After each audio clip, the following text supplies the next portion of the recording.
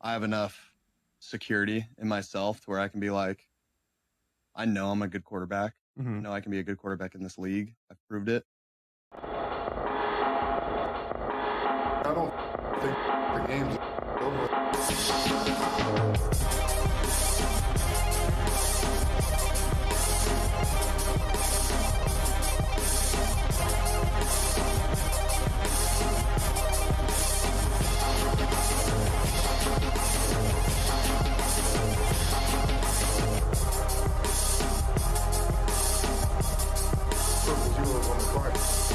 Welcome into Triple Zero, the anti-hot take sports show. I'm your host, Josh Buckhalter. Be sure to follow me on Twitter at JoshGBuck. Hit up the Facebook page, Clocker Sports, website, clockersports.com, and the email address is clockersports@gmail.com. That voice you heard was Carolina Panthers quarterback Sam Darnold, formerly of the New York Jets, telling you how he feels about himself. And if you don't have a high opinion on you, nobody else will. But before we get into any of that, you know what we got to do, man, because it's NBA time. The NBA enters into its last day of regular season play on Sunday, with several teams needing to get wins to maintain their positioning, to even secure positioning. But before we get into even that, I want to address, of course, the two teams that I followed very closely, the Chicago Bulls and the Atlanta Hawks. Starting off with the Bulls, the current 6th seed, they have limped into the postseason. They will not play until Saturday. That's good for them. They can get some rest up for Zach. He's got the ball. They'll play on Sunday, but I'm saying they will not have to worry about the play-in games. They play the Timberwolves. They're resting Zach LaVine, DeMar DeRozan, and Nikola Vucevic.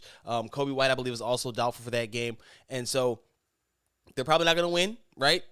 But this is probably what they should have done for the last game to keep a little bit of that, whatever happens kind of thing going, and they can feel good about themselves. I'm not sure they feel as good about themselves as they should coming into this postseason, given how good of a season they've actually had. Yes, I know their record since the All-Star break has been dreadful. 6-15 in their last 21 games, and just looking lost against top competition really all year, but especially once Lonzo Ball went down, something that I've written about extensively. And so if you're not paying attention, you would swear that this was a team that scrapped by and barely got into the postseason at all, when the Bulls were a team that was at the top of the conference for a couple of months or close to a couple of months. And, something I'm looking at for Heavy.com right now is how they can improve themselves this offseason. I wrote about how Shams Charania went on Unfiltered with David Kaplan and was discussing the Bulls having very limited means to go about it, right? They won't get the pick from Portland. They'll have the 18th pick in this year's draft. They won't get their pick. They don't have their pick next year because of the trade for Vucevic. So they really only have the 18th pick plus whatever players they have to package up to make a maneuver here. And, one of the things that was floated out during the show was Nikola Jokic. Shams quickly shut that down. But then you got Jeremy Grant brought back up. And here's an interesting thing about the Jeremy Grant and Patrick Williams. The Patrick Williams comps to Jeremy Grant and what he could be, and even better, that holds very true. Similar size, Grant's a little bit taller. But I think more importantly is Grant's a more willing scorer. Now, I'm going to say this. Williams has averaged 12 points over the last 5 games and shooting like 63% from downtown, so it's not like he's not, he's balling. That might be too much. I think it's like 43%. Anyway, he's shooting a ridiculous amount from downtown. I got to pull up that article so I can make sure I get that right. And I think that one of the things that we're overlooking here is time. And while Williams' ceiling is probably higher than a Jeremy Grant, the Bulls' window is not. And it depends on how you're looking at it. If you're viewing Zach LaVine, Lonzo Ball as and I doubt Kobe's even there anymore, but Zach and Lonzo as the real core, and then Vooch and DeMar DeRozan as kind of bridge guys, then the window is probably more open than not. If you are looking at it as DeMar, Zach, and Vooch, then the window's right now, and it's not going to stay open very long if it's not already on the way down, or closing rather. And so the Jeremy Grant thing is, well, I know a lot of fans are like, no, you can't trade Pat Williams. He could be this, he can be that, he has the potential to be better than Grant. And Shams Charania was kind of floated out there and said the same thing, that they feel like he is. I think that this is a big postseason for Pat, and maybe it even goes into next year, into the All-Star break. But there isn't a lot of time to wait for anyone. And so while I know that this is the first pick of their regime, and then they're going to, that's why I say it's the next year in the All-Star break. They're going to give him as much chance as they can to prove himself when it's their pick. That's also an admission. When you move those guys, it's an admission that you made a mistake, and they don't want to do that. They've already cleaned house from the last regime, so they don't want to do that for theirs already. Start moving out guys from their guys already. But they have acknowledged that if it's for the guy, the piece, then they will make that maneuver. is Grant that guy? I'm not sure. I think that if your theory is he's Pat, maybe not fully realized, but Pat's potential realized in most aspects, then I think for them, he might be, because he'll give you some of the. He's not as good a defender as Pat on ball, but he's a solid defender. Jeremy Grant's been a good defender in this league. He can defend 3 and the 4. Played some 5 in the past. He shoots the ball. He's not a rim protector, but he's done his thing as a chase down artist. And so I'm not sure that. While for everybody, Grant might not be that piece, but for these Bulls, he could be that piece, especially if it means that you don't have to break up the rest of the team. Because I as much as we're down on Nikola Vucevic, and I'm a guy who hasn't really been a fan, I do understand the value that he brings to the entire discussion, because I'm a guy who's been lobbying for Rudy Gobert, and I recently just went down a rabbit hole of a thread talking about how the floor spacing, and that's something else that I'm going to be looking for Heavy coming forward. So also, read Heavy on Bulls, man. Join them this past week. I don't know how I just let that go by and just kind of talk about it casually, but join Heavy on Bulls this past week, and excited to get started, or have gotten started. Was excited to get started. Already hit the ground running. We're about 4 pieces in right now, about to get a 5th one up today some point in time, talking about that Rudy Gobert exploration of a trade with the Jazz. Kind of they blew another lead, and we'll get to that in a second, but just kind of trying to figure out what the Bulls can do here, because I'm not sure that, if you don't find a clear and definitive upgrade, and I think Gobert is that just because of the fit, again, something like with Grant, where it makes a lot more sense for the Bulls than it might in other places. If you don't, then you're going to have to stick with Vucevic, and you got to figure out a way to make it work. And Grant should be the first up, because you can do that without having to do anything else. So they're trying to get creative to find ways, but the Bulls are right now heading into the playoffs as a team that, as Sam Mitchell put it, is a prize for the other teams that they're going to face, or team that they're going to face, because they're limping right now. And right now they're going to face the Boston Celtics in the first round. And I'm a guy who was telling you, hey man, of all the matchups they could get, it was going to be Boston, Philly was a chance, and then there was Milwaukee. They're not doing anything with Philly and Milwaukee, and Boston showed them they were going to whoop them too. They beat them the other night, and it just didn't look good. But I still feel like over 7 games, I'm hoping. Maybe that's hope. Maybe that's a little bit of optimistic thinking, but that they show something, they find a crack in the defense or something, they just don't let it get taken to them. We've heard players, coaches, Zach LaVine and DeMar DeRozan and Billy Donovan have all voiced frustrations in recent days over the lack of basically toughness, right? The lack of stick-to-itiveness, I guess, fortitude to get through this slog. And when they got blown up by the Hornets, LaVine said they got punched in the mouth, and that was, they got talking about the fans booing. He said we got our ass kicked. That we got our ass kicked was something that was echoed by DeRozan, and there's something to be said for that. Taking that being upset, when you start seeing guys express their frustrations with it, it can result in better play on the floor, because they can be, like Billy asked for, have enough. It's just enough. And you decide to put it all away, and you're not going to let it happen anymore. That's what Billy Donovan wants. They're sounding like they're coming around to that, but they've had all this time and it hasn't shown anything, so I'm not going to hold my breath.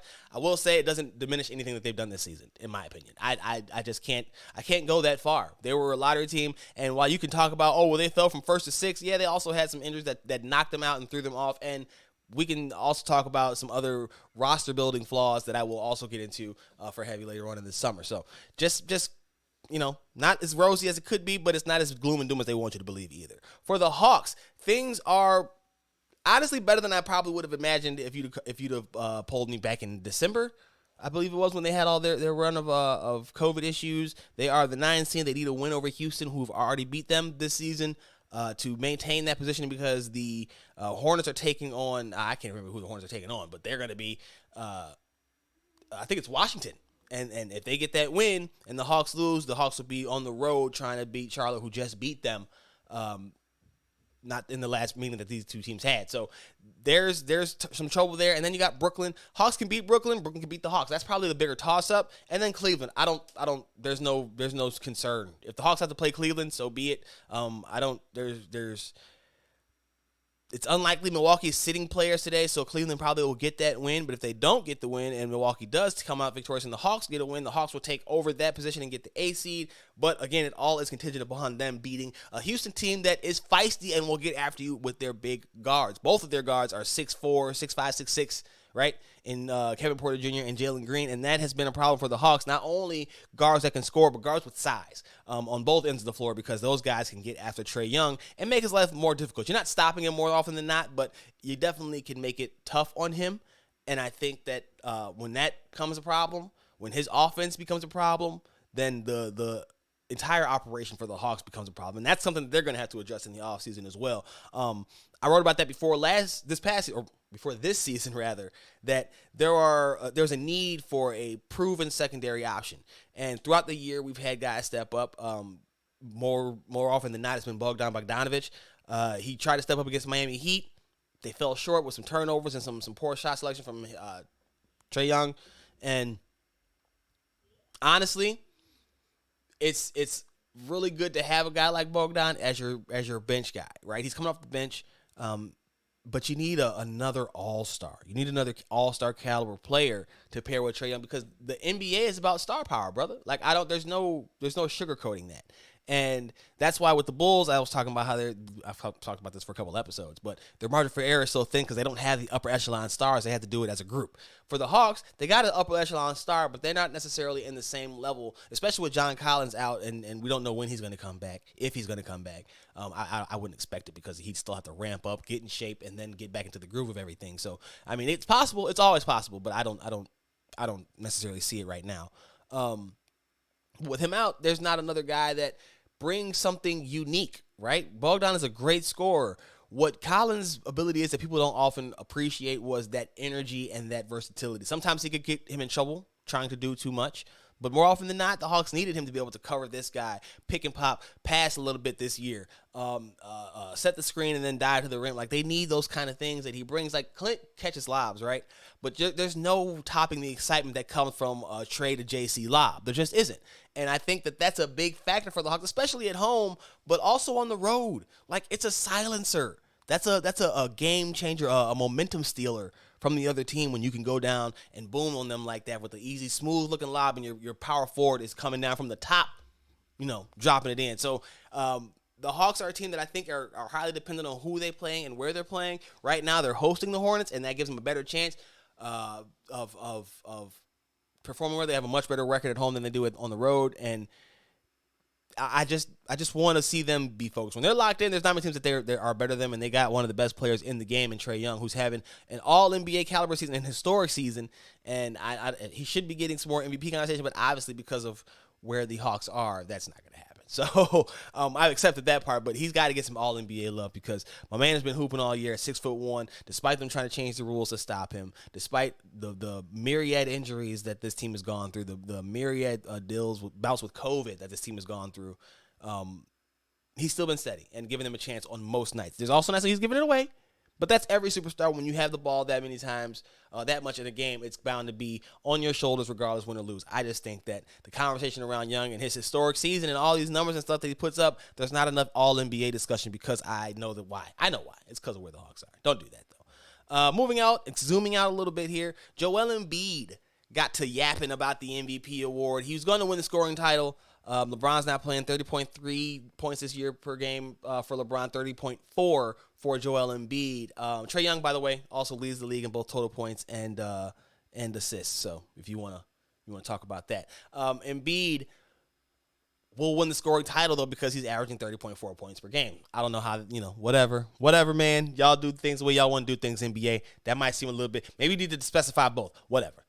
Anyway, the point of this is Embiid went on a bit of I don't want to say a rant, but he definitely let it be known that he feels like the MVP award is his, and that, if he doesn't get it, well, they hate him. Let me give you the direct quote here.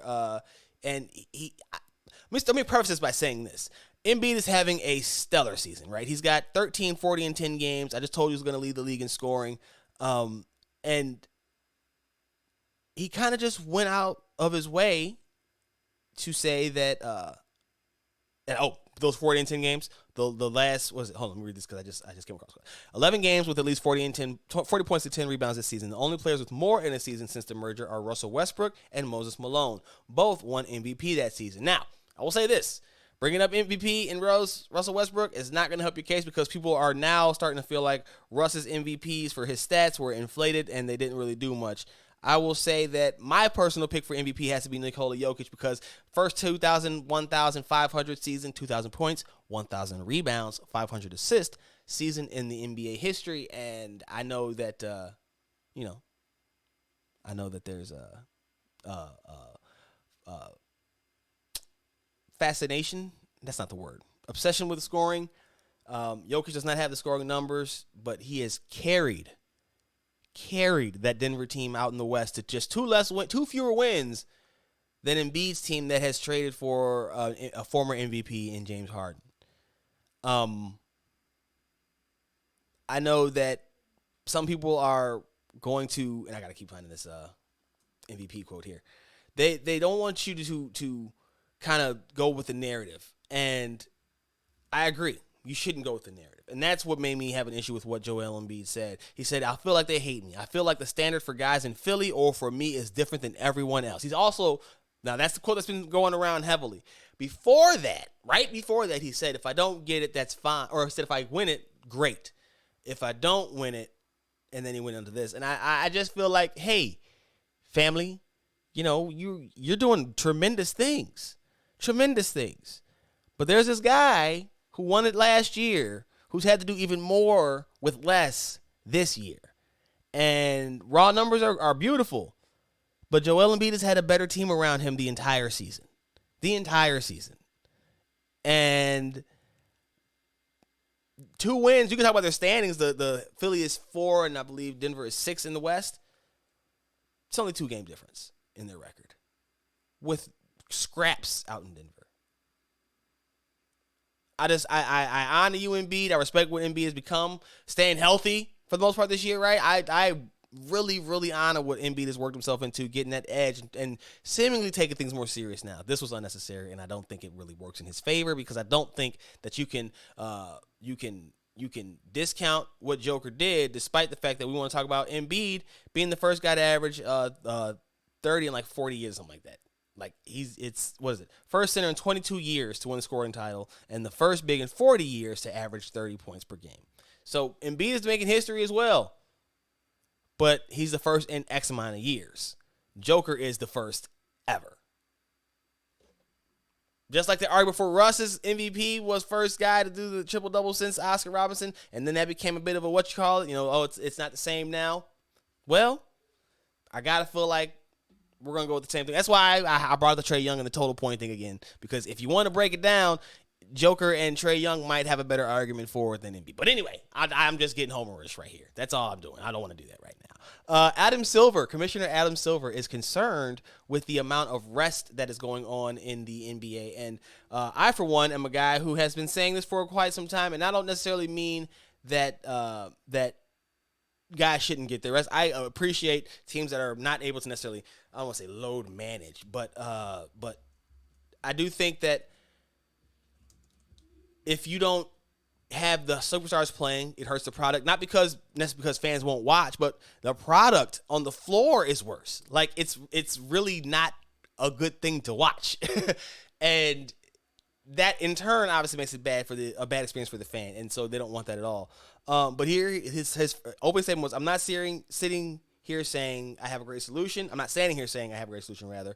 Part of the issue is injuries. One of the things I have focused on at the league office, and we had begun to spend a lot of time on pre-pandemic, are the things we can do in terms of sharing information, resources around the league to improve best practices. Rehabilitation? The other way we can get it in terms of player participation is creating other incentives. The play-in tournament, I thought, was the beginning of creating renewed incentives for teams to remain competitive and be fighting for playoff position.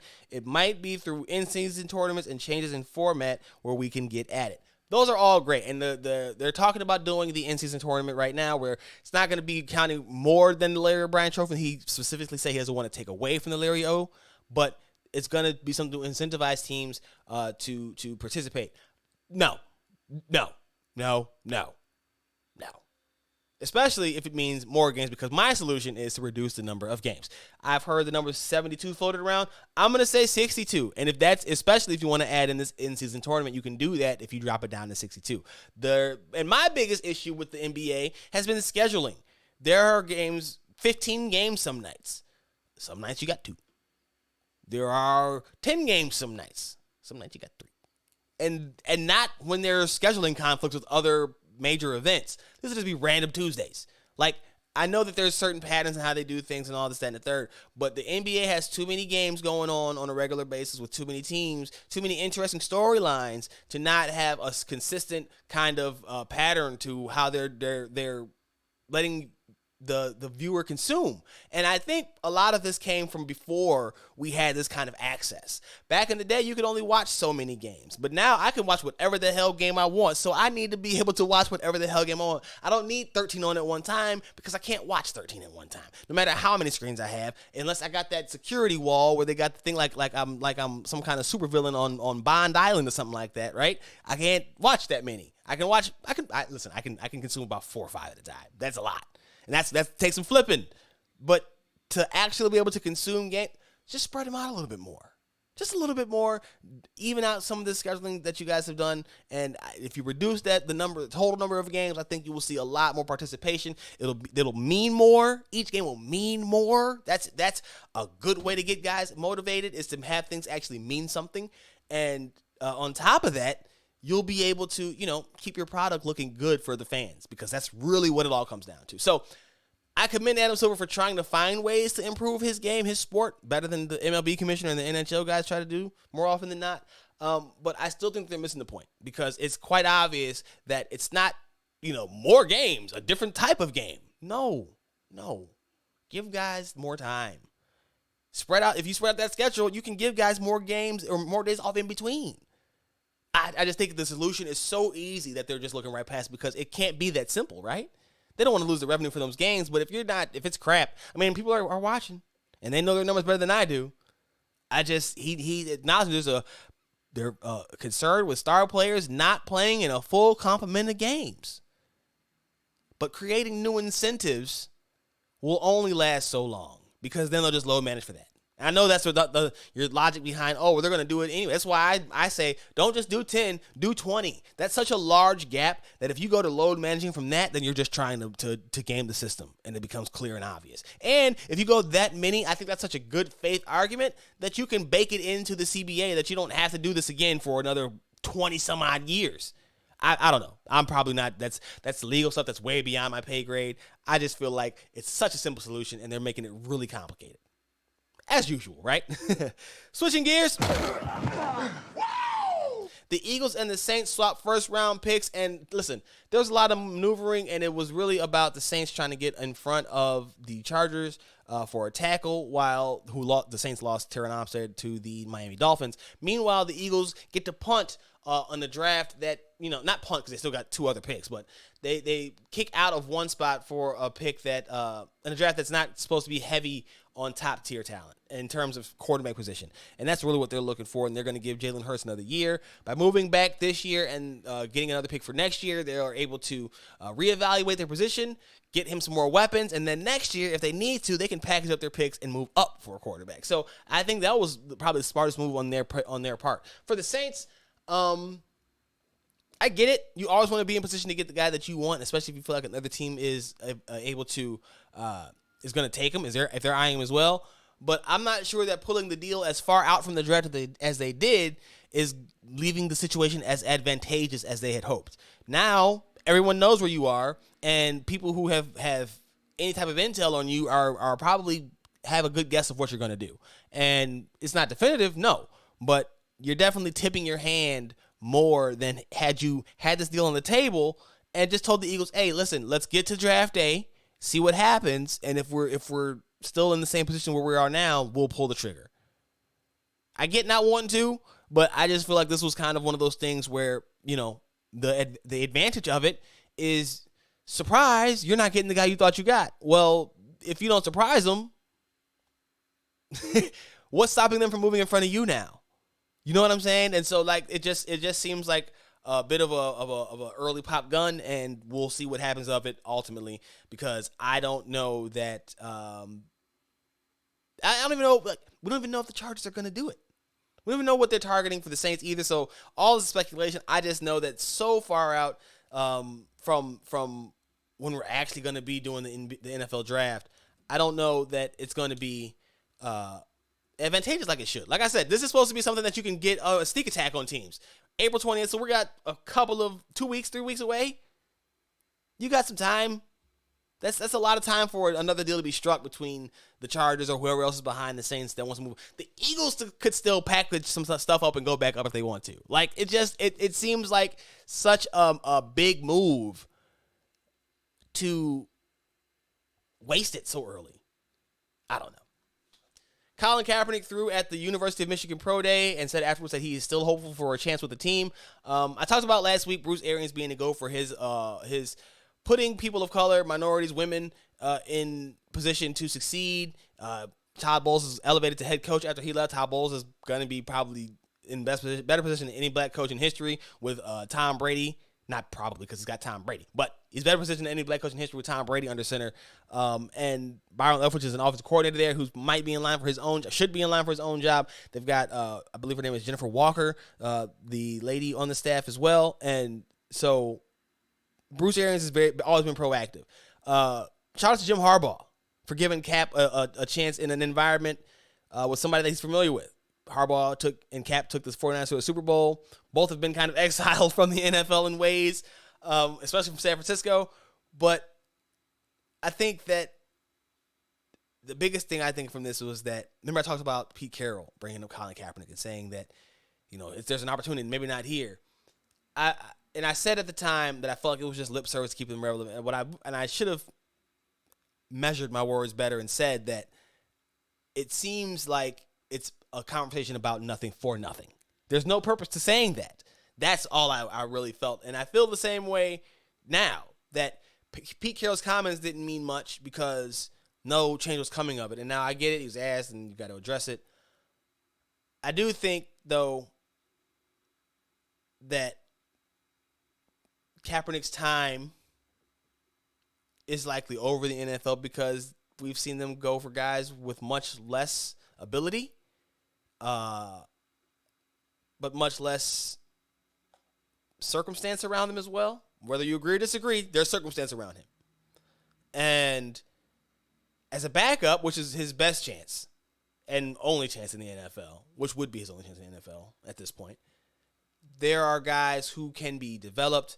There are guys who know playbooks better. So I'm not a guy who felt like he definitely should have gotten a chance long before now. I think we are at the point, however, where we've been at the point where that dream has not only been kind of done away with, but probably moved past, and it should be moved past for a lot of people just because it brings back stuff that doesn't need to happen. His work outside, I've long lauded his work outside while all this is going on that they don't want to tell you about. No one wants to tell you that he's giving suits to people coming out of who were incarcerated and the stuff that he's done for kids to learn their rights and how to approach life. Like, these are actual mentoring things that he does out of his own pocket and out of the money that he's making from these big deals that everybody gets so upset about. But whenever his name is brought back up in circles, it comes back to the kneeling and the cop socks. And for him, football is probably what he wants to do. Maybe try to get into coaching somehow.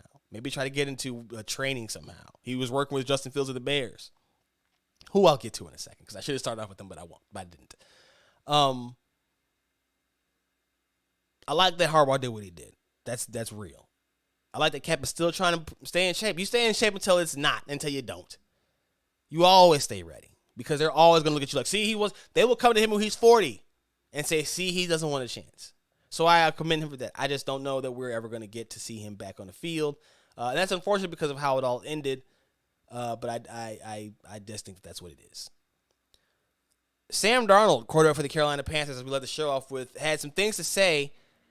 And I'm not sure that, everybody's going to agree with him.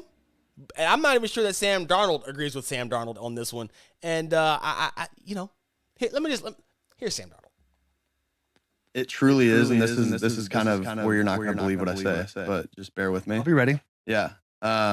It truly is like whatever happens, happens. Because that's at the end of the day, like it's out of my control. Yeah. And I know that. And so I have enough security in myself to where I can be like, I know I'm a good quarterback. I know I can be a good quarterback in this league. I've proved it.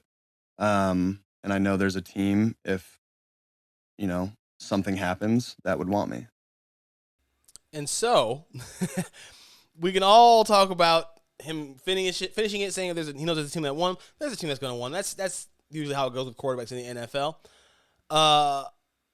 But the assertion that I'm a good quarterback, I've proved it, while on its face might seem laughable, it's even more so when he starts it off by saying, this is the part where you're not going to believe me.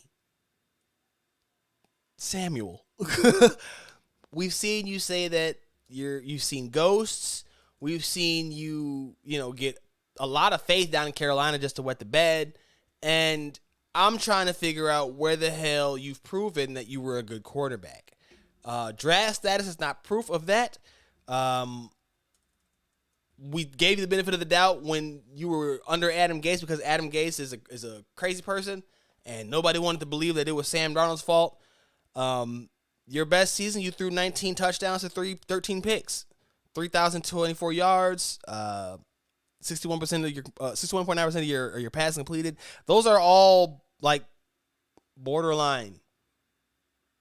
I guess you're bottom of the barrel starter, but like a good quarterback in this league. When I hear that, I don't think Sam Darnold. No disrespect to Sam Darnold. I guess it's hard to say that without being disrespectful, but I don't mean to be rude, sir. I don't see that. And I commend the confidence. The confidence that came eventually. But to kick it off with, this is the part where you're not going to believe, dude, you clearly don't believe it then. Why would you even lead with that? Don't do that. Don't do that to yourself. I don't know. Man. I just feel like I said, I like Sam Darnold. I really do he seems like a cool guy, I guess. I don't know. But I was not high on him as a prospect. USC quarterbacks just haven't been that. And he didn't especially stand up. He didn't jump off the screen when watching him in college. Hasn't looked special in any time in the NFL. And I know that people will want to see things that aren't there. They saw a run from him that they tried to compare to Daniel Jones and Josh Allen. I believe that was last year. It was last year or the year before. No, it was with the Jets, so it was the year before. I just don't know what they see or what he... You can't kick it off with this is the part we're not going to believe. You just can't. You do that and you're done. You're toast. I don't know. And then lastly, you got the Stefon Diggs extension with the Bills. My boy Diggsy. Been a big fan of his since he was with Minnesota, which hurt my heart. So that just lets you know how big of a fan of Diggs I am. He had 2 years remaining on his 5 year, $72 million contract. And he now gets a new deal that will pay him... So I pull up the final numbers here. Wow, can't find those final numbers. Let me make sure I got them right because I don't want to give you falsified information. And as I grab it.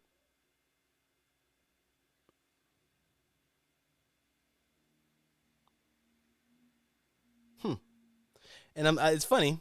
The best part about trying to find information is when you have it written down and then the notes didn't transfer because they don't update. And so the Bills actually save some cap as I get finally the actual numbers for the deal. Here we go. 4-year extension locks him in. New deal is worth $96 million. Of that, $47 million was guaranteed at signing. And he now averages around $21 million per year. I just think that Diggs has been a guy who knew what his value was, stuck to his guns, and demanding that he be compensated as such, and got it, and will continue to thrive because that's how he lives his life. So I had to get the numbers up because I want to talk about how much that bag is. I think it's third between Devontae Adams and is it Nuke? Might be Nuke. Point is, he got paid and he deserved it because Diggs has been a solid all-pro caliber addition for the Buffalo Bills. And if you don't believe it, then you're just a hater because he was not on your team or he did something to your team. Maybe you're a disgruntled Saints fan that didn't like the helmet toss after they got eliminated from the playoffs. I don't know what it is. But if you don't think that Stefon Diggs is one of the top receivers in this game, then too bad. Sorry for you because Dixie's a real stud. And then, like I said, talk about the Bears. They are making some moves. Signed Tavon Young to the slot, and I really like that signing. I actually think that him and Nicholas Moore are probably two of their best signings this offseason. I know there's some hype about what Byron Pringle could bring as an option and giving a bigger opportunity, but I think that they need to add more receivers. I think that they got to do something about that offensive line still. But I like Nicholas Morrow and I like Tavon Young as athletes. We'll see how they translate as football players in this scheme.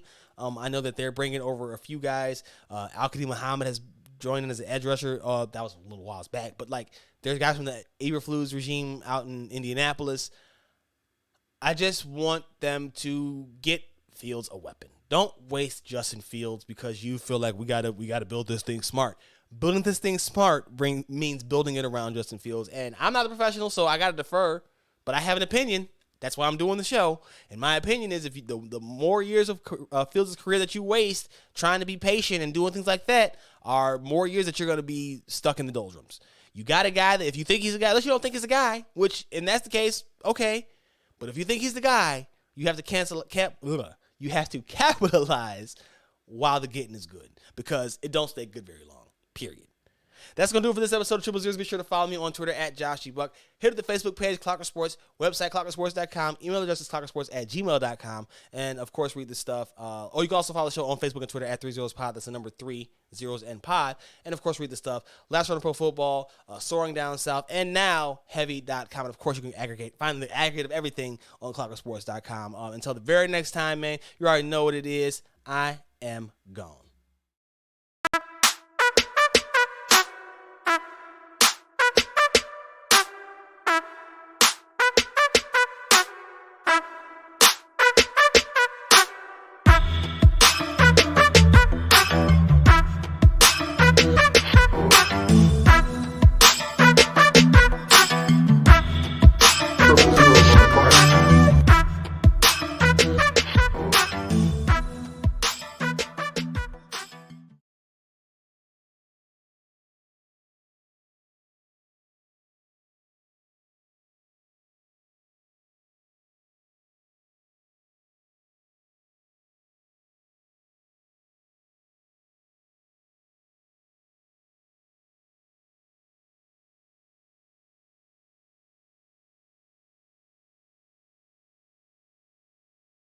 This is kind of where you're not going to believe what I say, but just bear with me.